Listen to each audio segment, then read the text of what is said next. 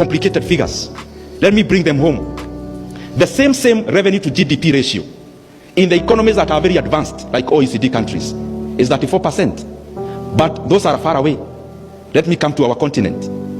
South Africa is around 25%. Meaning, if we collected revenue the same way South Africa is collecting, this financial year, we will be collecting 4.5 trillion Kenya shillings as revenue in our country. And therefore, it means we will not be borrowing a single shilling. We will actually be retiring debts previously borrowed. But what is it that makes us therefore not correct? Maybe that's a burden. I want to hand over to my brother, the CS. He will tell us. But probably part of the reason is that our economy is hugely informal. And therefore, that is some work to be done by the National Treasury and the KRA so that everyone contributes their fair share.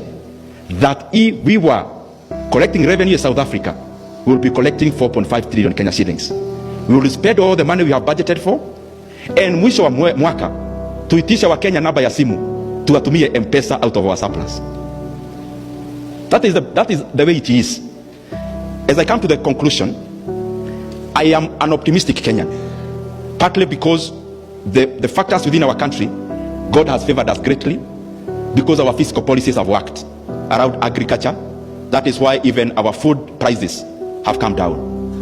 But I'm also more optimistic with Kenya being part of the global economy.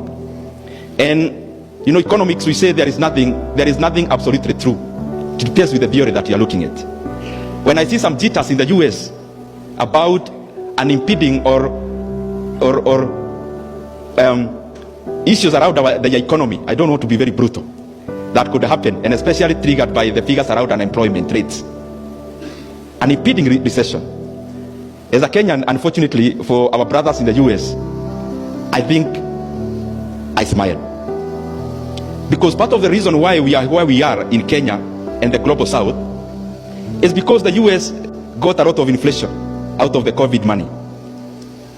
And therefore they have had to raise the Fed rate for so many times, 11 times consecutively. And they are still very rigid to ease up.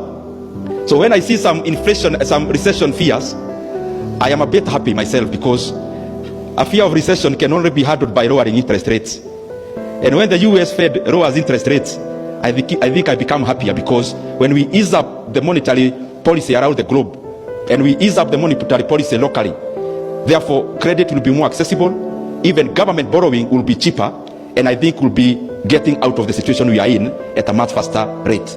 Otherwise, I just want to request, as I conclude, that we must endeavor to implement our budget conclusively, and especially National Treasury, please make sure